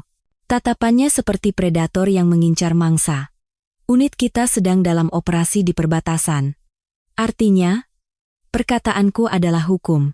Tukang cukur yang biasa datang, sebulan sekali tidak bisa datang, karena badai salju hebat yang menutup jalan. Isolasi akibat badai salju itu adalah bencana alam yang tak terhindarkan. Bukan karena disiplin yang kendur. Tapi kau berani-beraninya menyebut ini sebagai temuan? Alis tebal, Heru berkerut tidak senang. Tidak perlu alasan. Peraturan adalah hukum yang dingin. Kedua, kondisi perawatan senjata yang buruk. Senapan mesin K3 yang katanya sangat dirawat oleh anak buahmu itu. Senjata itu sudah sangat tua sampai-sampai penutup larasnya pun sudah memudar warnanya. Itu bukan karena kurang minyak, tapi karena besinya sudah tua. Hana mengeluarkan surat permohonan yang diabaikan dari map dan menunjukkannya tepat di depan hidung Heru. Begitu aku duduk di sini, aku sudah mengirim surat permohonan penggantian ke bagian logistik sebanyak 3 kali. Tapi siapa yang menolaknya dengan alasan tidak ada anggaran? Kodam tempat kalian berada. Kalian melempar rongsokan. lalu menyalahkan prajuritku karena tidak bisa merawatnya dan mau memberikan catatan merah? Apa itu peraturan adil yang kau maksud? Bibir Heru mengering. Logika Hana setajam dan sesempurna pisau. Ia tidak emosional, melainkan membongkar satu persatu kesalahan fatal administrasi mereka dengan nalar dingin dan data. Ketiga, apa hubungannya ukuran font 11 atau 10 dengan semangat juang prajuritku? Dimanapun dalam pedoman TNI, disebutkan bahwa selama bisa dibaca, bisa disesuaikan dengan kondisi satuan. Resimen kami mengurangi ukuran font untuk menghemat setetes tinta dan selembar kertas. Anggaran yang dihemat bulan lalu saja 5 juta rupiah. Seharusnya diberi penghargaan, malah diminta surat pernyataan. Hana perlahan bangkit dan mendekati Heru. Aura dingin yang menguar darinya membuat Heru tanpa sadar mundur. 100 temuan yang kau ajukan itu, semuanya tidak rasional dan menjijikan. Semuanya hanya interpretasi sepihak, alasan mengada-ada, dan penyalahgunaan wewenang yang licik. Itu bukan wewenang Anda untuk menilainya. Wewenang inspeksi adalah hak prerogatif Pangdam. Wewenang inspeksi? Kedengarannya bagus. Kalau begitu, aku juga akan mengeluarkan wewenangku. Jari Hana menekan tombol remote di atas meja. Layar besar yang menutupi dinding menyala. Di layar CCTV yang memantau setiap sudut unit, terlihat jelas adegan anjing-anjing Heru meneriaki prajurit di ruang administrasi dan membanting tumpukan dokumen ke lantai. Kemudian, klimaks yang mengejutkan pun diputar. Seorang pemeriksa berpangkat mayor dengan kasar, menggeledah lemari pribadi seorang prajurit, dan menjatuhkan bingkai foto keluarga yang berharga hingga pecah berkeping-keping. Tanpa meminta maaf, ia menendang pecahan kaca tajam itu dengan sepatunya dan melontarkan hinaan kepada prajurit itu. Menyaksikan adegan kejam itu, pupil mata Heru bergetar hebat seperti tokoh utama dalam film horor. Peraturan Panglima TNI tentang perlindungan hak asasi prajurit. Atasan wajib menghormati harkat dan martabat bawahan, serta dilarang melakukan kekerasan dan penghinaan tanpa alasan yang sah. Suara Hana yang rendah dan serak menekan udara di kantor itu bukan sekadar nasihat, melainkan vonis yang meramalkan kehancuran. Ini bukan inspeksi. Ini premanisme. Apa kau ingin merasakan sendiri betapa mengerikan dan pedihnya akibat dari menyentuh anak buahku di wilayahku? Ini jelas salah paham. Kami hanya mencoba membangun suasana untuk tujuan pendidikan. Kalau video ini kulempar ke bagian pengaduan masyarakat Mabes TNI dan Komnas HAM, reaksinya pasti akan heboh. Tim inspeksi Kodam mengamuk di unit perbatasan, injak-injak foto keluarga prajurit dan langgar HAM. Bukankah ini judul berita yang sempurna? Kau tahu betul kan? Masyarakat sekarang sangat sensitif dengan isu hak asasi prajurit. Wajah Heru menjadi pucat pasi seperti mayat. Begitu video ini bocor ke publik, karier militernya akan berakhir dengan tragis, mencoba melindungi Bambang, malah menjerat lehernya sendiri. Bu Kolonel, mari kita selesaikan baik-baik. Kita kan sama-sama prajurit TNI, satu keluarga. Tidak perlu sampai ada pertumpahan darah, kan? Ia tersenyum memelas dan menyerah. Namun, tatapan Hana sedingin dan setajam saat melihat sampah. Keluarga? Jangan salah. Keluargaku adalah para prajurit yang berjaga di tengah dingin yang menusuk tulang, bukan orang sepertimu yang duduk di kantor berase dan sibuk dengan politik kotor. Hana menusuk dada Heru dengan jari telunjuknya. Pilih, mau diam-diam menghentikan inspeksi ini dan pergi sekarang juga? Atau mau kubongkar video ini beserta hubungan lengket antara kau dan Bambang ke polisi militer? Heru merasa jantungnya berhenti berdetak. Hana sudah tahu semuanya, bahkan transaksi rahasia antara dia dan Bambang. Bagaimana bisa? Bambang itu kelihatannya bodoh, tapi ternyata dia rajin mencatat. Di salah satu sudut buku catatan rahasianya, tertulis jumlah uang yang mengalir setiap bulan dengan nama yang memalukan, sumbangan untuk asisten personalia. Tanggal dan waktunya pun sangat akurat. Sebenarnya, tidak ada nama spesifik di buku catatan itu. Tetapi Hana tahu betul psikologi busuk mereka. Maling teriak maling. Mendengar itu, Heru hampir lemas dan jatuh. Kekalahan yang sempurna dan telak. Mencoba menjatuhkan dengan peraturan, malah terjebak oleh peraturan yang lebih besar. Dan pergelangan kakinya terpotong oleh aib yang ingin disembunyikannya. Baik. Kami akan segera menarik pasukan. Anggap saja inspeksi hari ini tidak pernah terjadi. Tidak bisa dianggap tidak pernah terjadi. Apa kau pikir bisa selesai begitu saja? Hana menunjuk bingkai foto keluarga yang pecah di atas meja. Cari prajurit itu, berlutut dan minta maaf, dan segera ganti rugi. Lalu, kumpulkan semua anak buahmu di lapangan upacara, suruh mereka menunduk dan meminta maaf dengan sopan di depan prajuritku. Setelah itu, enyahlah dari hadapanku. Itu keterlaluan. Ada yang namanya harga diri perwira. Harga diri? Binatang buas yang menginjak-injak kenangan berharga orang lain dengan sepatu botnya berani bicara soal harga diri? Kalau tidak mau, ya sudah. Cukup dengan satu sentuhan jari, video ini akan terkirim. Hana perlahan mengangkat ponselnya sambil tersenyum sinis. Terintimidasi oleh tatapan dinginnya, Heru berteriak terengah-engah. Akan saya lakukan. Lakukan saja, kan? 30 menit kemudian. Di lapangan upacara depan gedung utama Korem 1, keheningan aneh menyelimuti. Para perwira dari Kodam, mayor dan kapten, 10 orang pemeriksa, berbaris dengan wajah pucat, membungkuk kepada seorang kopral. Mohon maaf, karena kelalaian saya, bingkai fotonya rusak. Akan segera saya ganti. Mayor yang memecahkan bingkai itu meminta maaf dengan suara gemetar, lehernya memerah karena malu. Kopral yang tidak tahu apa-apa hanya menatapnya dengan bingung. Di belakang mereka, Heru berdiri sambil menggigit bibir. Tatapan ratusan prajurit dari balik jendela, seolah menelanjanginya. Di tengah adegan penghinaan yang tragis itu, Hana menyilangkan tangan dan menyaksikannya dengan tatapan predator yang santai. Letkol Heru, suaramu tidak terdengar. Aku tidak bisa mendengarnya. Atas bentakan dingin Hana, Heru gemetar karena malu dan meninggikan suaranya. Prajurit Korem 1, mohon maaf atas keributan ini. Kedepannya, kami tidak akan segan-segan memberikan dukungan dari Kodam. Bagus. Pergi. Dan jangan pernah berpikir untuk menginjakkan kaki di wilayahku lagi. Kalau tidak, bukan hanya pangkatmu, tapi jiwamu juga akan kucabik-cabik. Atas peringatan dingin Hana, Heru dan tim inspeksi bergegas masuk ke mobil dan kabur. Punggung mereka tampak seperti prajurit kalah yang menyedihkan. Saat mobil itu menghilang meninggalkan kepulan debu, hanya keheningan yang menyesakan yang tersisa di lapangan upacara. Para prajurit saling menatap dengan takjub. Komandan resimen mereka sendirian telah mengalahkan dan mengusir tim inspeksi Kodam yang seperti malaikat maut. Hanya untuk melindungi bingkai foto seorang prajurit. Komandan kita benar-benar gila. Wah, merinding. Dia menginjak-injak asisten Kodam untuk menjaga harga diri kita. Suara tepuk tangan seseorang memecah keheningan. Plok plok plok.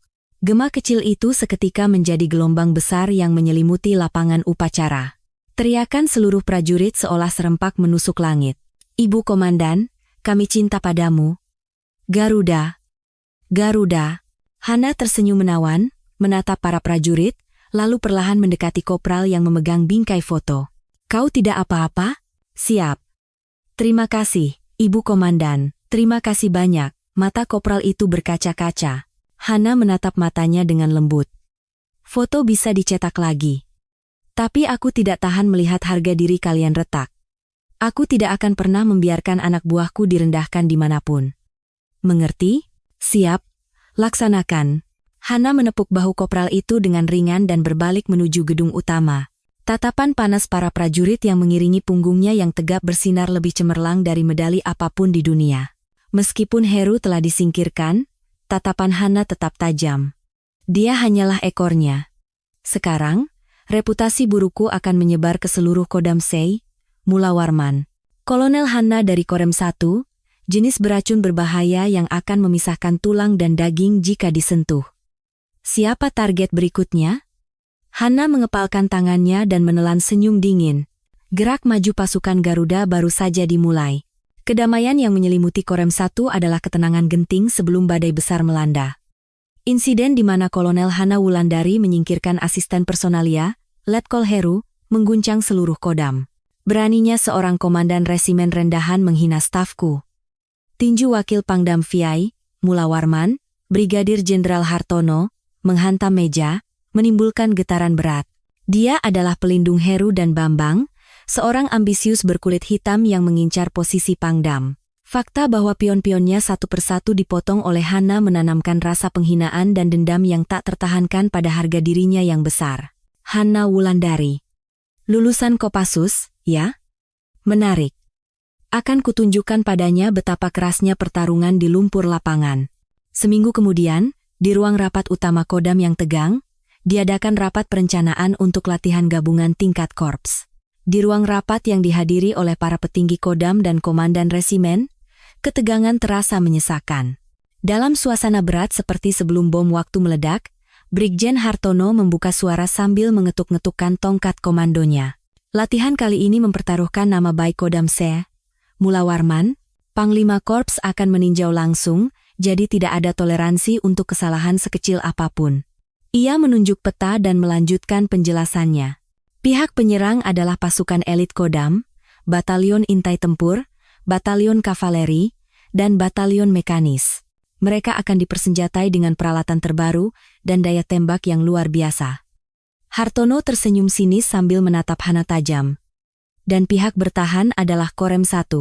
Medan pertempuran adalah daerah pegunungan di Kutai Kartanegara. Pernyataan kontroversialnya membuat ruang rapat seketika bergemuruh. Biasanya, latihan dilakukan dengan kekuatan yang seimbang. Tetapi menyuruh satu resimen infanteri untuk menahan kekuatan terkuat Kodam yang terdiri dari pasukan tank dan pasukan khusus adalah tindakan bunuh diri, seperti menyuruh telur untuk melawan batu. Namun, mimpi buruk yang sebenarnya baru saja dimulai. Tetapi, Korem 1 akan diberi handikap. Pada awal pertempuran, pos komando setengah hancur akibat serangan rudal. 80% peralatan komunikasi lumpuh. Selain itu, jalur logistik juga terputus, sehingga tidak ada suplai makanan maupun amunisi. Suara Hartono dipenuhi kegembiraan yang kejam. Kondisi yang gila. Sama saja dengan menyuruh naik ke atas ring dengan mata dan telinga tertutup, serta tangan dan kaki terikat. Ini adalah penyiksaan berkedok latihan, sebuah eksekusi kejam untuk mempermalukan Korem 1 di depan umum. Para komandan resimen lain menahan napas, mengamati reaksi Hana. Jika tidak sekarang, tidak akan ada kesempatan untuk membatalkan ini. Namun, Hana hanya menatap Hartono dengan tatapan dingin tanpa bergeming. Ada pertanyaan. Apa? Mau menyerah sekarang? Kalau merasa berat, katakan saja. Mengganti komandan itu hal yang mudah. Hartono menatapnya dengan tatapan lengket seperti ular, sambil tersenyum sinis. Bukan. Saya hanya ingin memastikan karena kondisinya tidak jelas. Peralatan komunikasi hancur, artinya alat komunikasi kami, radio, dilumpuhkan total? Tentu saja. Resimenmu akan menyegel semua radio begitu latihan dimulai. Kalian hanya bisa menyampaikan perintah dengan telepon kabel kuno dan kaki manusia. Aku ingin menguji sejauh mana kalian bisa bertahan dengan cara primitif di zaman modern ini. Begitu. Lalu bagaimana dengan pasukan musuh? Apakah mereka juga diberi beban yang sama beratnya? Tidak. Mereka akan menyerang dengan cakar tajam bernama sistem komando dan kendali yang sempurna. Mencari keadilan di medan perang? Naif sekali. Kemampuan seorang komandan sejati adalah membalikkan keadaan saat di tepi jurang. Perlakuan yang penuh dengan penghinaan terang-terangan. Namun, Hana hanya mengatupkan bibir merahnya dan mengangguk. Baik, perintah kejam itu, dengan senang hati saya terima. Di koridor gelap di luar ruang rapat, seorang komandan resimen dari satuan lain menepuk bahu Hana. Kolonel Hana, Anda sudah gila? Melawan tank raksasa dengan tangan kosong? Itu bukan pertarungan. Itu namanya cari mati. Jika kali ini Anda hancur, Jenderal Hartono tidak akan berhenti hanya dengan memecat Anda. Dia akan merobek seragam Anda. Hana tersenyum dingin dan menawan. Terima kasih atas perhatiannya, tapi ada satu hal yang beliau lupakan. Kesalahan yang sangat fatal. Kesalahan? Tidak adanya radio berarti musuh, bahkan tidak bisa mendengar desah napas kita. Mata Hana berbinar dingin seperti pemangsa yang mengincar mangsanya. Mencoba menangkap umpan yang sudah digigit bisa-bisa malah membuat pergelangan tangan si pemancing putus. Kita lihat saja, siapa yang akan mencekik leher siapa. Kembali ke markasnya, Hana segera mengadakan rapat perencanaan. Ruang rapat diselimuti keheningan dan ketegangan. Situasi di mana mereka harus menghadapi pasukan tank tanpa komunikasi dan logistik. Simulasi menunjukkan kehancuran total Korem 1. Ibu Komandan, Ini tindakan bunuh diri. Bagaimana kita bisa bertahan di pegunungan terjal tanpa satupun radio?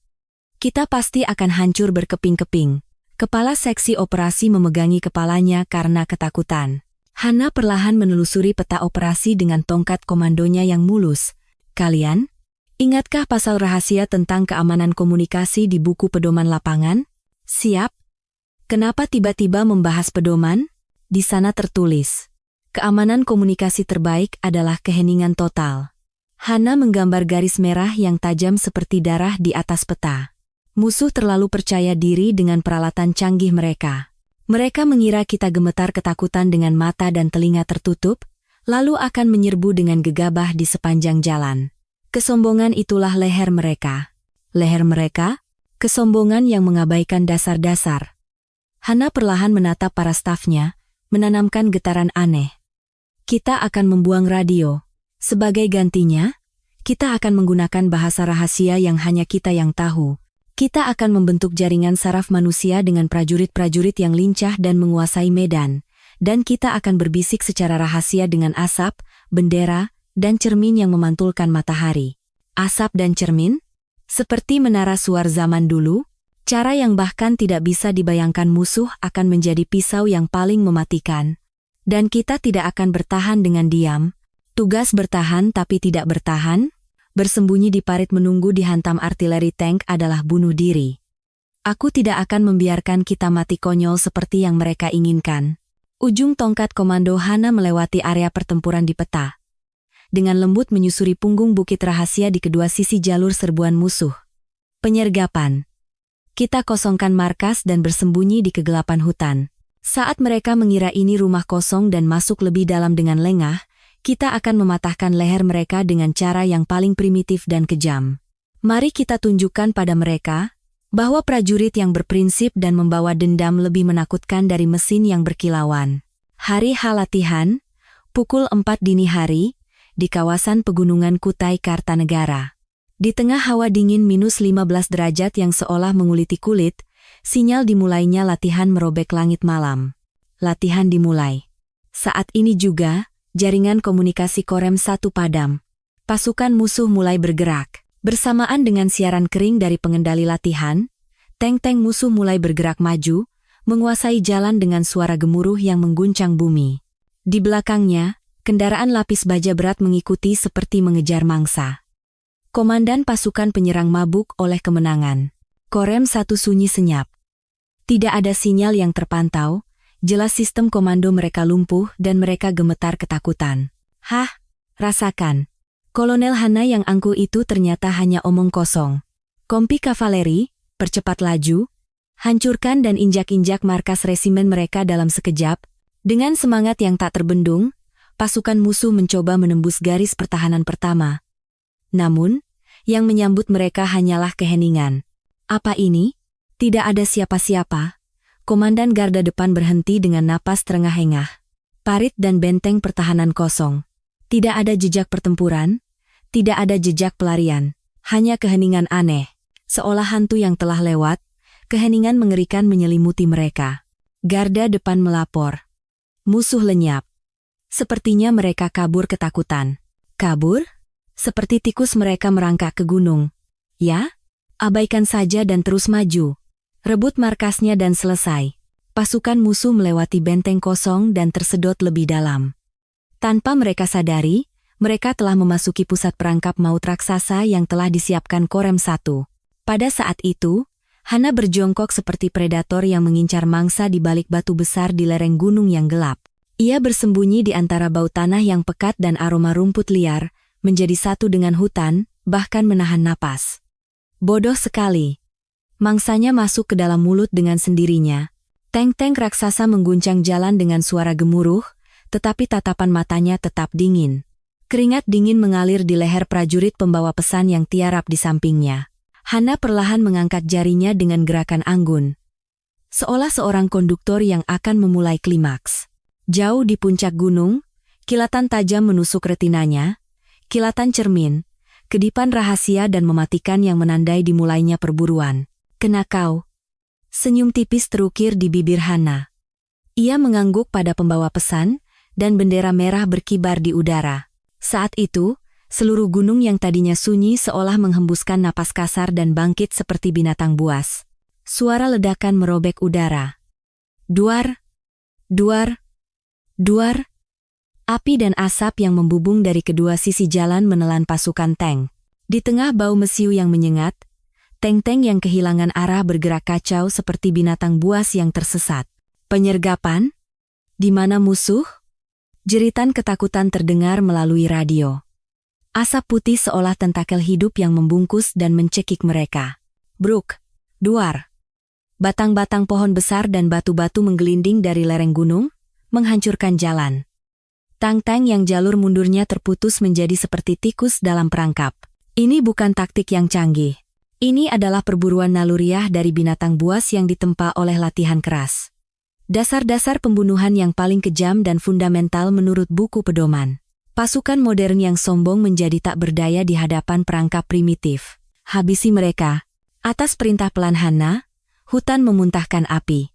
Di tengah hujan peluru, peralatan miles para prajurit infanteri musuh menjerit. Bip, bip, bip.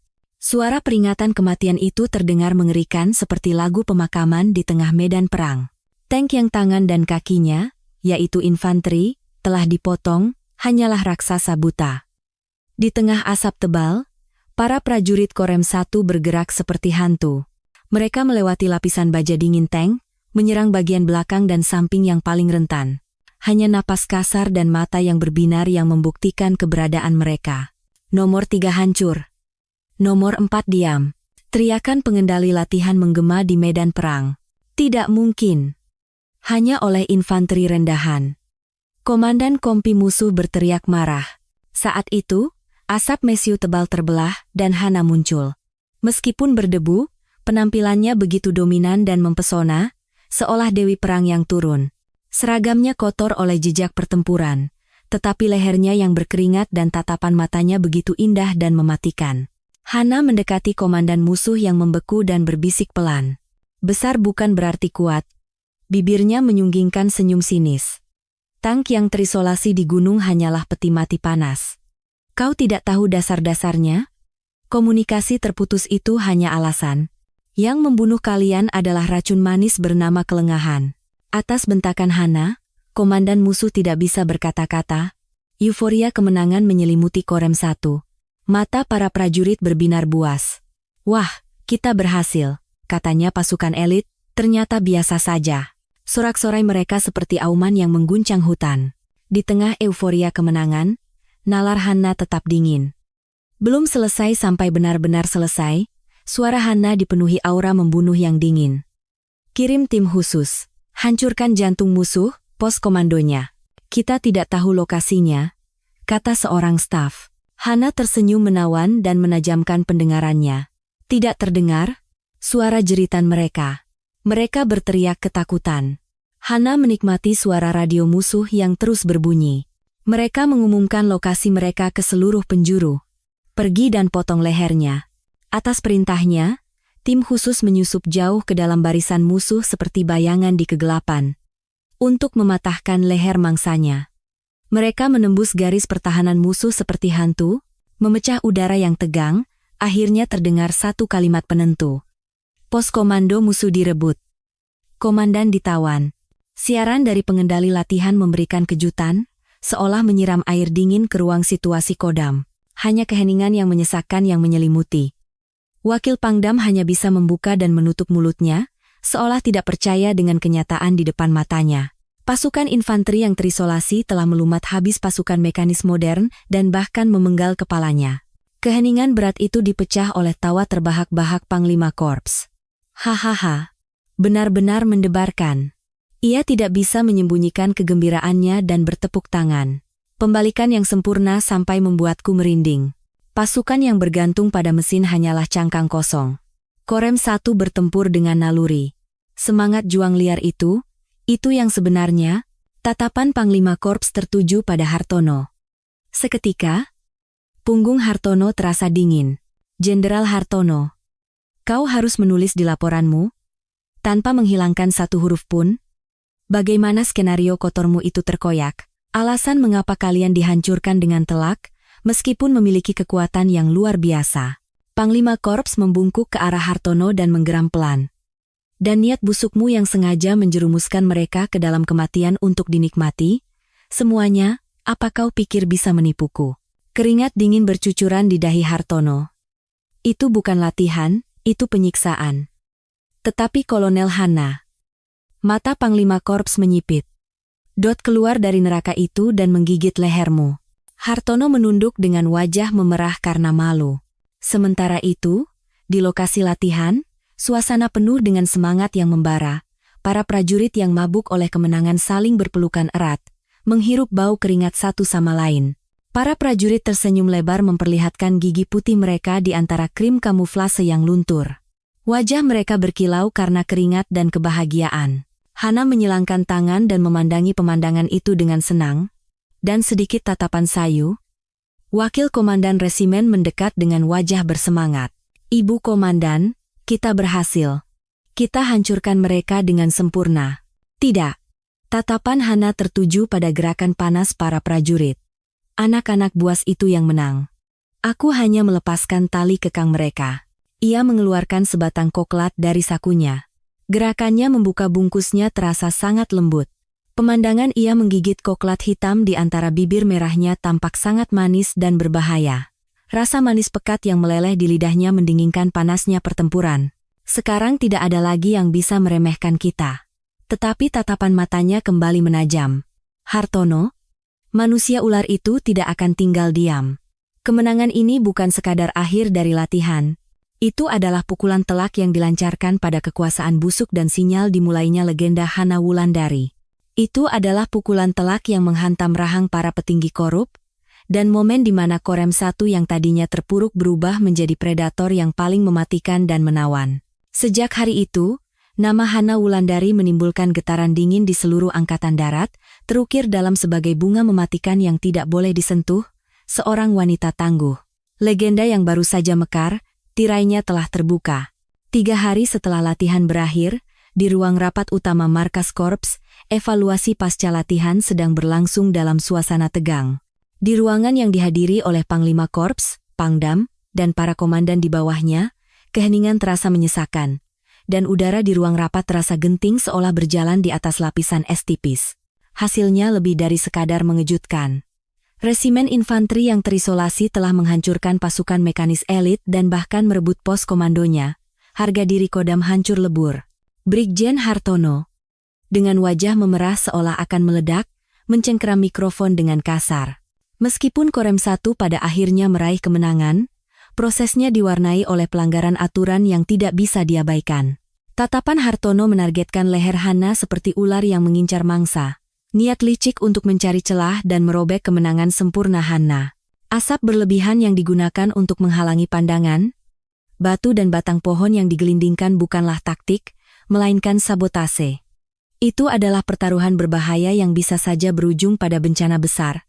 Dia dibutakan oleh ambisi dan mengabaikan keselamatan. Saya dengan tegas memberikan peringatan keras atas komando nekat Kolonel Hanna dan meminta agar hasil kemenangan yang ternoda ini ditinjau kembali secara menyeluruh. Suasana di ruang rapat menjadi sedikit riuh. Alih-alih diberi penghargaan, sang pemenang justru diancam dengan pedang disiplin. Bahkan Pangdam pun tampak bingung dan berdeham. Panglima Korps menopang dagunya dengan tertarik, menatap Hanna yang berdiri dengan anggun. Kolonel Hanna, saya beri kesempatan untuk membela diri. Hanna bangkit dengan anggun, merapikan kerutan di seragamnya. Wajahnya dihiasi senyum yang sangat tenang. Pelanggaran aturan keselamatan, saya tidak menyangkalnya. Menggelindingkan batang pohon dan meledakkan asap di depan mata memang permainan berbahaya yang menegangkan. Lihat, dia mengaku sendiri. Hartono meninggikan suaranya dengan penuh kemenangan. Tetapi saya ingin bertanya, mata Hanna menatap Hartono tajam, mempesona namun dingin. Siapa sebenarnya yang mendorong para prajurit ke jurang maut itu dan memaksa mereka menari tarian berbahaya? Komunikasi dan logistik terputus, saya bisa memakluminya sebagai situasi perang. Tetapi, siapa yang secara misterius menghilangkan amunisi untuk senjata anti-tank seperti RPG dan Panzer? Kesalahan siapa itu?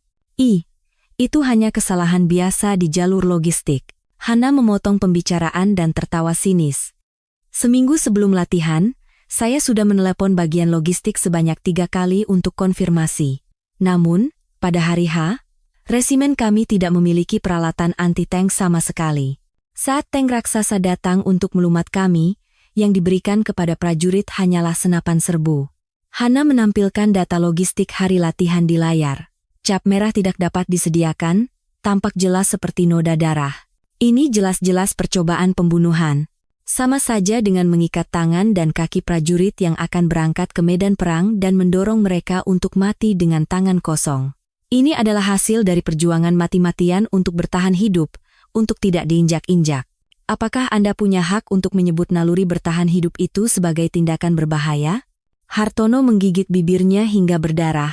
Fakta itu mencekik lehernya. Tetap saja, aturan adalah aturan. Jika ada yang terluka, apa kau mau bertanggung jawab? Tanggung jawab sepenuhnya ada pada saya. Tetapi, Hana mengeluarkan amplop dokumen dari sakunya. Harga yang harus dibayar oleh Bapak Wakil Pangdam akan jauh lebih berat. Kelalaian logistik kali ini bukan kesalahan biasa. Suaranya menjadi rendah dan rahasia. Omong kosong apa ini? Ini adalah buku harian rahasia asisten logistik Kodam. 2 hari sebelum latihan, perintah kotor yang Anda bisikan saat memanggilnya secara rahasia tertulis dengan jelas di sini. Hana menyerahkan dokumen itu ke meja Panglima Korps. Panglima Korps menaikkan kacamatanya dan membaca kebenaran yang busuk itu. Patahkan semangat Korem 1. Jangan beri senjata, habiskan amunisinya. Buat Hana si jalang itu merangkak tak berdaya di kakiku. Jenderal Hartono. Apa ini benar? Suara Panglima Korps rendah seperti hakim di neraka. Ruang rapat seketika menjadi vakum, bahkan suara napas pun tak terdengar. Ini bukan pengendalian latihan, ini adalah penyalahgunaan kekuasaan yang kotor untuk menghancurkan unit tertentu, sebuah tindakan sabotase yang menyerang pasukan sendiri. Panglima, ini salah paham. Saya hanya ingin meningkatkan ketegangan latihan. Ketegangan? Kau mendorong anak buahmu ke mulut kematian? Dengan dendam pribadi, kau menusukkan pisau ke jantung Kodam. Musuh yang lebih mengerikan dari musuh sebenarnya ternyata ada di depan mataku. Wajah Hartono menjadi pucat pasi, tetapi Hana tidak akan melepaskannya. Perburuan sesungguhnya baru saja dimulai. Dan ada satu hadiah terakhir. Hana mengeluarkan dokumen lain. Ini adalah surat pengakuan dari Letkol Bambang dan asisten personalia Heru yang telah hancur. Dari hasil investigasi polisi militer, terungkap kemana tujuan akhir dari uang haram dan suap yang mereka kumpulkan. Brigadir Jenderal Hartono, ke rekening atas nama samaran Anda. Pengungkapannya membuat ruang rapat gempar seolah terkena bom. Bambang adalah bendaharamu, Heru adalah broker promosi jabatan. Anda membangun menara keserakahan untuk promosi dengan mengisap darah anak buah Anda. Alasan sebenarnya mengapa Anda begitu menginginkan kehancuran Korem 1, adalah karena Anda takut saya akan memutus rantai korupsi yang kotor dan lengket itu, bukan? Hartono jatuh terkulai di kursinya seolah jiwanya telah keluar. Permainan telah berakhir. Mata Panglima Korps berbinar dingin, dan ia memberi isyarat singkat dan tegas kepada komandan polisi militer yang siaga di sampingnya. Ketegangan yang menyesakkan menguasai ruangan. Lepaskan seragam Brigadir Jenderal Hartono. Saat ini juga, diberhentikan dari jabatannya.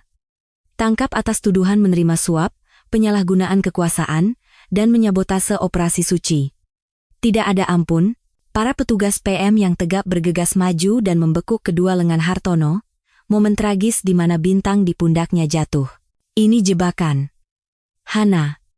Jalang itu beraninya kau padaku. Hartono meraung seperti binatang buas saat diseret keluar. Hana menatap kejatuhan yang tragis itu dengan mata sedingin es. Berani? Memotong borok yang busuk adalah prosedur yang wajar.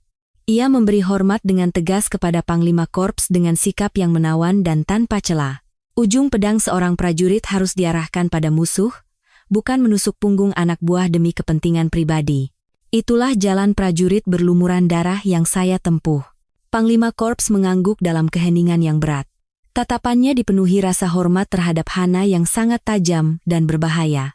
Atmosfer di ruang rapat berubah, dan para komandan menatapnya dengan kekaguman, seolah terhipnotis oleh karismanya yang luar biasa. Mereka secara naluriah menyadari, yang dipertahankan oleh Komandan Korem 1 hari ini bukan sekadar kemenangan, melainkan sebuah drama besar yang menegakkan kembali harga diri TNI Angkatan Darat yang telah jatuh. Musim dingin yang keras berlalu, dan hawa musim semi yang sensual menyelimuti Kalimantan. Fata Morgana membumbung seperti pusing di seberang perbatasan Sungai Mahakam, dan Korem 1 telah melepaskan kelemahannya di masa lalu, berubah menjadi unit yang tangguh seperti binatang buas. Lapangan upacara dipenuhi dengan semangat maskulin dan vitalitas yang meluap. Otot-otot para prajurit yang berlari dengan keringat bercucuran tampak kencang, dan napas kasar serta seruan mereka dipenuhi kepercayaan diri yang tak tergoyahkan. "Menu hari ini apa?" katanya. "Sate kambing. Kemarin opor ayam, kualitas makanan kita benar-benar gila." Komandan kita mengawasi para petugas logistik dengan ketat. Kalau ada satu bahan saja yang disentuh, langsung naik kereta ekspres ke neraka. Para prajurit memuji ketegasan komandannya sambil berjalan riang ke ruang makan. Barak yang tadinya apek menjadi bersih, dan gudang berkilauan dengan peralatan terbaru. Setelah Hartono dan pengikutnya disingkirkan, Korem 1 terlahir kembali sebagai unit elit yang mendapat dukungan penuh dari korps. Di ruang komandan, Hana dengan tenang membereskan mejanya. Barangnya hanya satu kotak kecil, rapi tanpa celah. "Apakah ibu benar-benar harus pergi?" Suara sersan kepala dipenuhi rasa kehilangan yang mendalam. Ini perintah yang tidak bisa ditolak. "Komite Reformasi di bawah Mabes TNI," katanya. "Itu adalah medan perang berikutnya di mana saya harus menumpahkan darah." Para petinggi menilai kemampuan dan prestasinya yang luar biasa terlalu berharga untuk dibiarkan hanya di lapangan. Ia terpilih sebagai pisau tajam untuk memotong daging busuk di seluruh Angkatan Darat. "Saya tidak menyesal. Sistem yang kokoh sudah saya bangun, siapapun yang datang tidak akan ada lagi genangan kotor yang terbentuk." Tatapan Hana tertuju pada bingkai foto di dinding. Foto bersama para pria tangguh yang berlumuran lumpur dan keringat. Di dalamnya, ia melepaskan topeng dinginnya dan tersenyum begitu indah dan cerah. Sersan kepala. "Siap, Ibu Komandan. Tolong jaga prajurit-prajuritku. Jangan biarkan mereka lapar, jangan biarkan mereka sakit. Rangkul mereka." Itulah satu-satunya alasan seorang perwira ada. Suaranya lembut namun tegas. "Akan saya tanamkan di hati. Berkat Ibu Komandan, saya pun, setelah 30 tahun, akhirnya menemukan kembali jantung seorang prajurit sejati." Sersan kepala memberi hormat dengan hikmat, tidak bisa menyembunyikan matanya yang memerah. Saat Hana keluar dari pintu utama, pemandangan yang menakjubkan terbentang. 3.000 pria tegap yang memenuhi lapangan upacara menunggunya. Barisan sunyi yang tidak diperintahkan oleh siapapun, hanya untuknya. Para prajurit yang hatinya tergerak oleh berita kepergiannya berkumpul secara sukarela. Seluruhnya, siap gerak.